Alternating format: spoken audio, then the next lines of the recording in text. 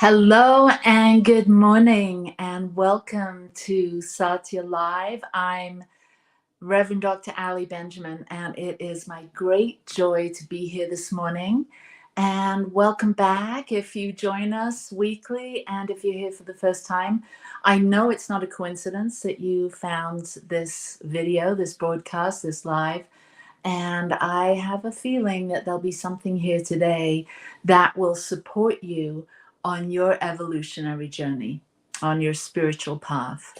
And so, welcome. And I'd love to start with a little meditation. So, why don't we just simply close our eyes and tune in to this infinite source that is always here. And today we are going to be exploring what it means to focus on our source. And so as you simply center yourself and breathe and settle and bring your awareness right to this moment. There's nowhere else to be and nothing else to do other than simply turn within and go down, deep down, and simply be present. Present with the moment, present with yourself. Taking this inner journey of connecting with the wisdom, the innate wisdom that each one of us have within us.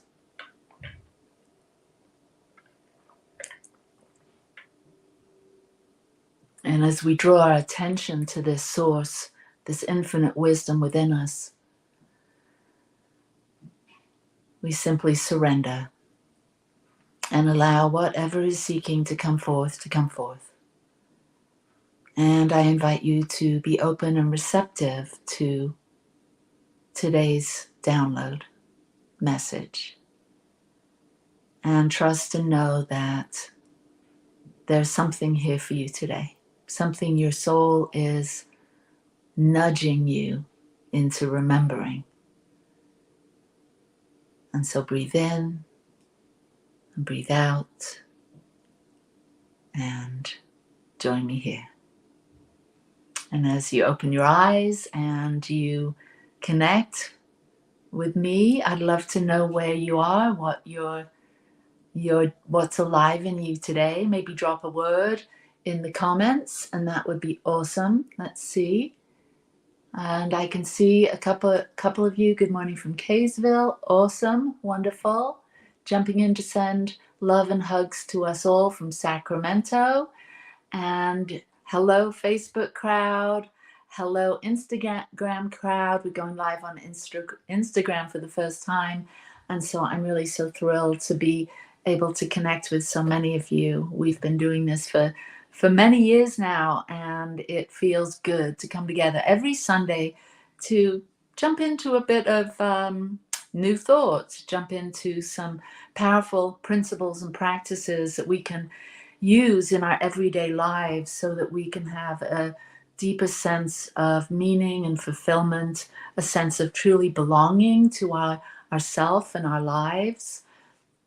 And so today, I want to introduce the notion of focusing on your source. So what is source? And I'm using that word with a capital S. And source for me is divine intelligence, God, creative energy. And so maybe you have a word or an idea or a feeling of what your source is. And for those of us that have been on the spiritual path, this has been a quest. It's been a journey to come to this deeper understanding of who am I? Who am I really? And what am I here for? What's this thing called life all about? And as we deepen into that, and it's not a question or it's not a series of questions that we answer once and for all. These questions, who am I? Why am I here? What's this all about? And what am I going to do about it?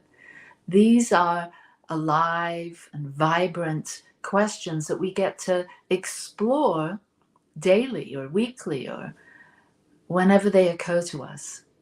And it's these questions that guide us to find that source within us that is love and wisdom and creativity and joy.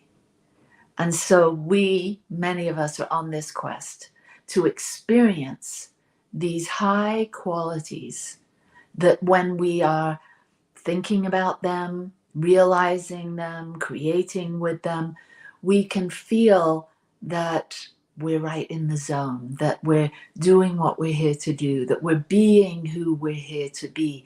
And this is living a unified life. It's unity consciousness.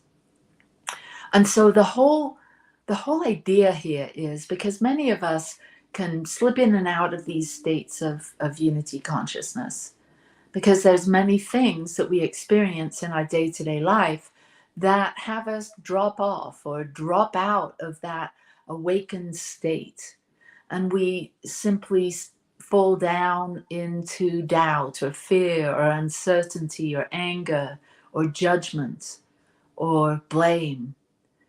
And that's when we know that we've entered into this dualistic sense of reality. It's almost like we're seeing life from 2 points. It's me and it's everything else. And so unity consciousness is emerging. It's a merging of these two aspects of our being. Our ego, the one that sees things as missing or wrong or has doubts or uncertainties or is disillusioned or angry or fearful or blaming someone or carrying unforgiveness. That's that ego side of us, that very human side of us. And there's a particular timeline or a track when we're in that human timeline. It's that victim consciousness where we feel like things are just happening to us, that the world's going on, and we don't seem to have access to that creative side of us, this essence, this beautiful awakened side of us, our spiritual timeline. So we've got our human timeline and we've got our spiritual timeline. Unity consciousness is bringing these two timelines together. And what does that mean?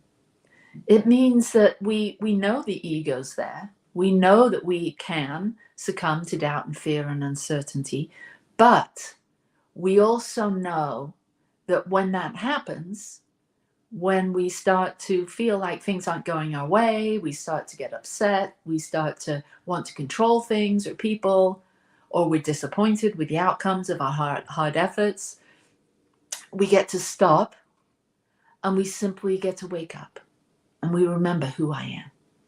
I am one with the universal presence, the universal intelligence, the one love that is all pervasive, that its circumference is nowhere and its center is everywhere. And we start to come into unity consciousness.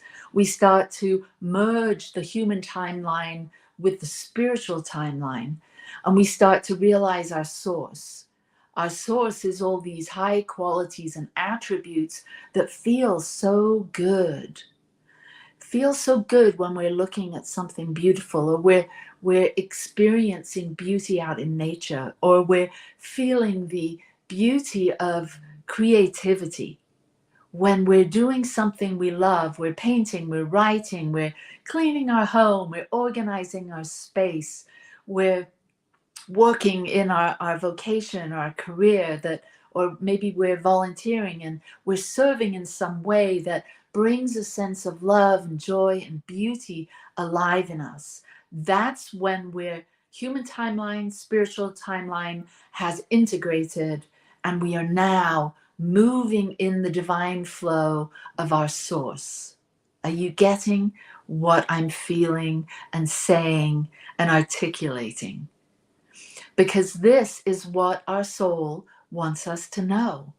It's saying, hey, focus on me.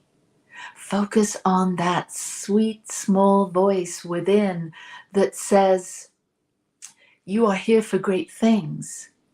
You are here to rise above the doubts and the fears. You are here to bring beauty into time and space. You are here to bring love into time and space. You're here to bring caring and kindness and wisdom into time and space. And it happens through you. Now, this requires that we've done our inner work. It requires that we have a good, healthy amount of self-esteem, and we realize our self-worth, that we have done that work to identify who we really are in truth, what we really are in truth, and how we're here to serve in truth. We're each here to serve. What does serve mean? Serve means to bring forth our divine gifts, because we've listened to that still small voice. We've focused on our source. We've listened to that voice of our intuition. We have discernment, deep conscious discernment about who we're here to be and what we're here to be and what we're here to do and who's here to join us, and invite this beautiful collaboration of consciousness. And as we settle into this heightened state of aliveness and an awakeness, we start to channel our energy and our time into serving, into realizing that we're always in the perfect place at the perfect time, giving, delivering our divine gifts. And it could be simply the gift of listening. When I know that many of us think that, delivering our gifts mean speaking out, convincing people of seeing things our way. No. That's the ego. Tune into the soulful self and realize that the gifts that we're delivering are more subtle. Think about, however you name it, God, infinite presence. And as you think about God, the macro, we're made in the image and likeness, and we're the micro. And so we think about, we feel into, what would God, what would Source have me know? Now, we have to listen deeply. It's not booming voice. It's not commanding us to do something. It's not reading from some ancient book and telling us how to live our lives. We have free will. And free will says you can listen with that inner ear. And the voice of source energy is subtle. It's not booming. So we can take a lesson from that. We get to show up and serve in subtle ways. We get to be good listeners, because I like to believe that God is listening. That source energy, through the law of attraction, through the law of cause and effect, and through all the divine laws of the universe, tell me that because we're one, because there's a unity happening, that macro, that greater part of me is listening. It's listening to the quality of my thoughts. It's listening to the feeling tone that I'm generating, my vibration, my frequency. And so this reciprocal listening, God listening, me listening, me feeling, God feeling through me. And I begin to get a sense of this unity consciousness, this unity timeline that's happening, that we sort of surrender into when we're focused on our source. And we know that this focusing on our source is a way of becoming an alive, awake co-creator, a conscious co-creator with this divine source that we tap into. And so as we listen, as we surrender to this higher wisdom, this higher source, and we start to activate this deep listening, and we start to feel that there's something that wants to emerge through me based on this listening, based on my discernment, based on being present, based on me focusing on the love, the joy, the wisdom, the beauty, the creativity, the absolute infinite potentiality, the possibilities that are available to each one of us. And we start to feel and move in this spiritual timeline, in this unity timeline where we bring our humanness, our ego, and our essence, and we merge them together, and we become an awakened individual. We become awakened to reality, to what is. Because the universe is speaking to us. The universe is listening to us in the here and now, not in the past, not in the future, but right here and right now.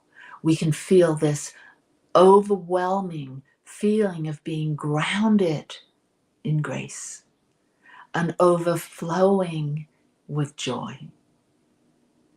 That's my theme for this month of January 2024, is joy. And deep and abiding joy happens when we're occupying this higher self. When the human timeline and the spiritual timeline have come together and we're realizing unity consciousness. And from this place of recognition of who we truly are as an individualized expression, a unique, differentiated being of love and light and joy and beauty and wisdom that we have at our very fingertips, everything that we need to thrive, everything that we need to unleash our co-creative powers and channel them into doing great things in the world. And when we do, when we accept that invitation, when we wake up to who we truly are, we are better able to face our fears, because the ego is always going to be speaking. The ego is always going to be present. We're not here to get rid of our ego. We're here to walk hand in hand, ego and essence. It's part of this human experience. And the ego and the persona that we've created is just part of this whole thing. We were born into a particular family. We were conditioned and trained and educated by people, by our family, by our siblings, by our friends, our teachers. And over the first formative years of our lives, we develop this personality that is so much a part of who we are. And we don't want to deny that precious history and that beautiful life that emerged in just the right way with the people and the family that we were born into. And so we want to honor that journey, those people, our ancestors, and everything we learned along the way. But we also get to a point in our lives where we want to wake up and we want to say, what happened? Do I like this persona, this personality? Are these traits, these qualities, these tendencies, these mindsets, are these serving me? There may be some weeding out of maybe some of the more limited beliefs, the more the thoughts and the qualities, maybe habits, tendencies that might be so habitual that we haven't thought to take a look at them and ask, how is this serving? Does this feeling, this idea that I'm not worthy, is it, can I bring it to the light and can I really see it for what it is?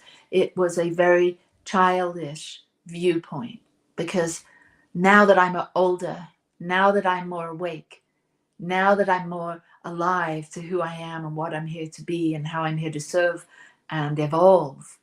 Now I can see this unworthiness or these beliefs around being unworthy, they don't longer serve me.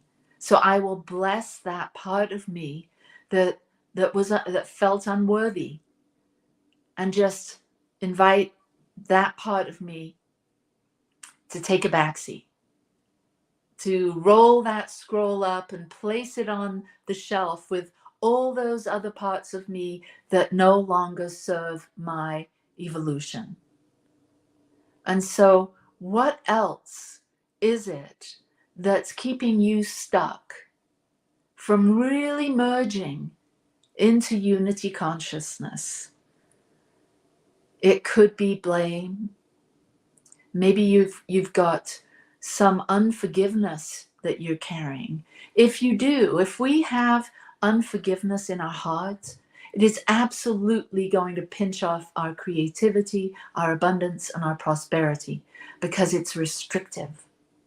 It is something that's keeping us out of alignment with our flow.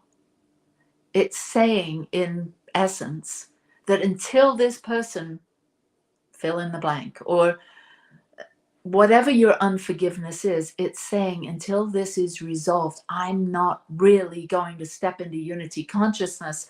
And I'm saying, do yourself the gift of forgiveness.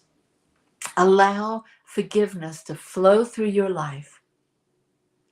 Clear out all the gunk, all of those thoughts of it could have, it would have, it should have, they shouldn't have, all of those shoulds, all of that blame, all of that guilt, and allow it just to be released and let go of, and seen as fertilizer for the beautiful life and the beautiful you that is becoming. It's not worth it. And so as we do our forgiveness work, we allow forgiveness to move through us and flow through us, and we simply surrender to the bigger life, to God's idea of its life as us. And so surrender is more about letting go and letting grace and joy overflow us. It's less about accepting. Acceptance is more like, well, I'll accept it. I don't really like it, but I'll accept that it was what it was. Or it is what it is. No, surrender is saying, I'm going to surrender completely, because there's something within me that knows. And as long as I allow my ego to try and control the way things happen in my life, as long as I'm going to be absolutely connected to a vision of how I must have my life, of things that I absolutely must have in order for me to be happy, as long as I'm going to let that ego have a grasp, I'm not going to completely surrender. So what does this mean? We do our prayer work, we do our visioning, we get an idea of what we want to experience in the future, how we want our prayers to be answered, what we want to be healed. And we get an idea, maybe we either even envision that, what it might look like, but we then let go of holding tight to what it has to look like. And we simply surrender to the feeling tone of what it is we want. What is it that you want? What is it that your soul wants more than anything else? Because that's our prayer. And our prayer could simply be gratitude, thankfulness. Think about that. What if you let go of everything else, all your other prayers, and your only one prayer was gratitude? Do you think that the power of gratitude could attract to you everything that your soul truly wants? Because gratitude truly is on the other side of the receiving of a life that brings you beauty and love and abundance and prosperity and joy. So, my friends, this day, as you focus on your source, as you do your forgiveness work, as you vision what you want your life to feel like, as you accept gratitude and abundance as a singular prayer, and you move with ease and grace into unity consciousness, and you know that everything is happening for you, even those challenges, be curious about them. Because even in the midst of challenges, of losses, of grief and bereavement, we can find that there's something happening. Something's coming together. The universe is reorganizing itself to match the vibration of my one singular prayer, which is gratitude. Feel it. You know this. There's something inside you that's resonating with this truth, that you are the one that connects with source, that partners, brings a merger of ego and essence, and partners with the macro, the divine creative energy that is funding you, fueling you, moving you, supplying you with every good thing that you could ever imagine. Maybe not what your ego imagines, but what your soul knows. Your soul is about feeling. So feel into this, and you'll know. So that's my prayer for you. Blessings to you wherever you are. And remember to breathe. Remember to ask yourself, life force energy within me, what can I know today? What can I feel today? What can I be today? Life force energy within me, what can I do today to elevate my life and everything and everyone around me? What can I trust today? What am I grateful for today? How can I surround myself with individuals that we can support one another in creating a more beautiful world, the one our soul knows is possible? So peace and blessings to you, prayers of abundance, and of course, gratitude and thanksgiving. And if this message has served you and you'd like to support our ministry, which is all about inspiring minds, healing hearts, transforming lives, and evolving consciousness, you can go to satyalive.org, Venmo or PayPal at Satya Center. So peace and blessings to you. I love you. I appreciate you. And I know that there was something here today for you. And I trust you feel it in your heart, and you accept it with all of your heart, and you love yourself now and always. Mwah. Peace and blessings to you.